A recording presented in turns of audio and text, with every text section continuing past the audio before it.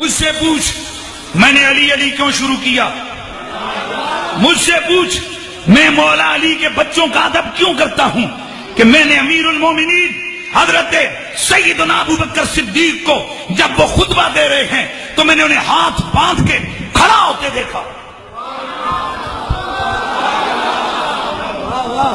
میری بات سنو، ایک کمزور سبھی امام و شاجی وہ مصلی پہ بیٹھا ہوا ہو، پیچھے جرنل بھی آ جائے، وہ نماز جمعے کا خطبہ دیتے ہوئے کبھی نہیں کھڑا ہوگا.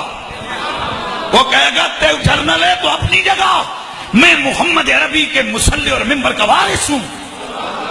میرا سوال ہے لوگوں، یہ صحیح حدیث میں موجود ہے کہ جناب ابو بکر صدیق جمعے کا خطبہ دیتے دیتے ہاتھ باندھ کے کھڑے ہو جاتے ہیں. حضرت عمر فاروق جمعے کا خطبہ دیتے دیتے ہاتھ باندھ کے کھڑے ہو جاتے ہیں. لوگ پوچھتے اے ابو بکر کیوں کھڑے ہوئے؟ فرماتے ہیں دیکھو نا رسول کا شہزادہ حسن آیا ہے. چھوٹی سی عمر ہے، 10 سال کا بچہ، نبی کے صحابہ جن میں بڑے بڑے جلیل القدر، جن کی عظمت و شان میں قرآن کی درجنوں آیتیں اتری ہیں، وہ موجود ہیں. وہ آتے ہیں، ابو بکر کھڑے نہیں ہوتے پر بچہ آتا ہے. یا سبحان اللہ میں کنجوسی نہیں کرو یار. جناب ابو بکر ہاتھ باندھ کے کھڑے ہوتے ہیں. اے جناب صدیق یہ کیوں؟ تو میں آپ سے سوال پوچھتا ہوں، یہ جو آج مولوی ذہنوں میں ڈال رہے ہیں، علم کو دیکھا جائے،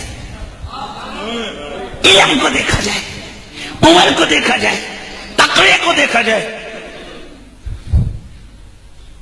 جناب امام حسن کی عمر کتنی اچھی. اگر کوئی بندے کا پتر بن کے رہے نا، ربا کیا تن صحابہ کا نوکر بن کے رہے نا، وہ کٹر پینتنی ہو جائے گا.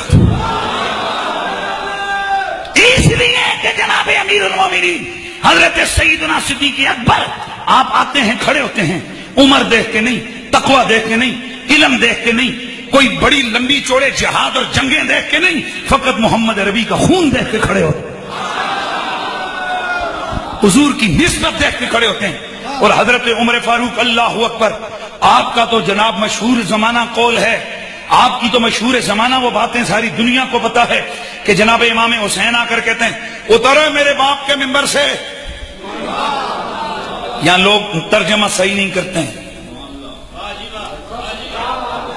مانا باپ کا ممبر نہیں ہے، مانا نانے کا ممبر ہے. میرے نانے کے ممبر سے اترو.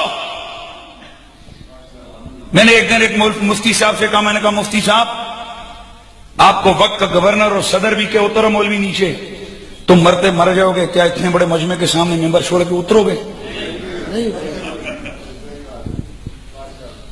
لیکن میں نے کہا ویسے مجھے آپ کے مسلک کا نہیں پتا، لیکن میرے مسلک کے اندر ایک چیز تربیت ہے. وہ کیا؟ میں نے کہا اگر میرا استاد مجھے جنرل کیا صدر وزیر اعظم بھی کہے نا، اللہ نے جرت دی ہوئی ہے، ہم خدا کے دین کو کبھی نیچے نہیں گرنے دیں گے. لیکن میں آپ کو قسم اٹھا کے کہتا ہوں، میرا استاد، میرے سید، میرے مرشد قبلہ پیر حسین الدین شاہ اترے نیچے.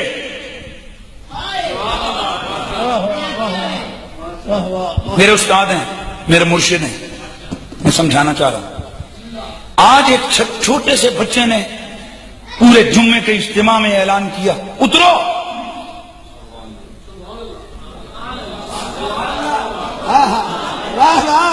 ایمان سے بتا، عمر جیسا جلال کائنات میں کس نے دیکھا ہے؟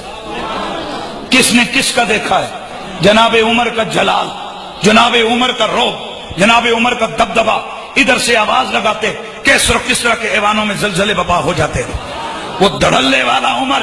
لیکن آج اس عمر کو کسی نے دیکھا کہ عمر اتر رہا ہے لیکن ٹانگیں کانپ رہی ہیں، آنکھیں برس رہی ہیں. جناب عمر نیچے اترے، امام حسین کو پکڑا، گود میں لا کر بٹھایا، بٹھا کے دلاسا دیا، اور جو جملہ کہا وہ قیامت تک آنے والے صحیح العقیدہ نبی کے عاشقوں کے لیے مشعل راہ ہے. آپ نے اپنے سر سے امامہ اتارا، امامہ اتار کے فرمایا ما انبت اللہ فی روسنا وانتم یا حسین، او حسین یہ میرے سر پہ جو عزت کی پگڑی اور عزت کے بال ہیں یا رب نے اگائے ہیں یا تم نے اگائے ہیں؟ یار سبحان اللہ کی آواز آنی چاہیے یار. میرا سوال ہے آپ لوگوں سے، آخر حضرت عمر کیا دیکھ کے چھوٹے سے بچے کو اتنی رسپیکٹ دے کے ممبر پہ بٹھا کے پھر یہ بھی کہتے نظر آتے ہیں کہ لکھ کے دے دے حسین کہ عمر میرا غلام ہے؟ اس کا مطلب یہ ہے کہ ہم نے صحیح معنوں میں عقیدہ صحابہ پڑھا نہیں ہے. صحیح معنوں میں ہم نے حضرت نبی مکرم کے صحابہ کے نظریوں کو سمجھا نہیں ہے. میں قسم کھا کے کہتا ہوں، میں اگر آج سید زادوں کے جوتے سیدھے کرتا ہوں تو اس لیے کہ مجھے بخاری کی حدیث حضرت صدیق کی یہ بات مجھے سکھا رہی ہے. آپ فرماتے ہیں توجہ سے سننا، جناب حضرت ابوبکر صدیق رضی اللہ تعالی عنہ کا مشہور جملہ، ارقبوا محمدًا فی آل بیتہ، اور جب نبی کی آل کا کوئی شہزادہ نظر آئے نا، اسے نہ دیکھا کرو، حضور کے خون کو دیکھا کرو.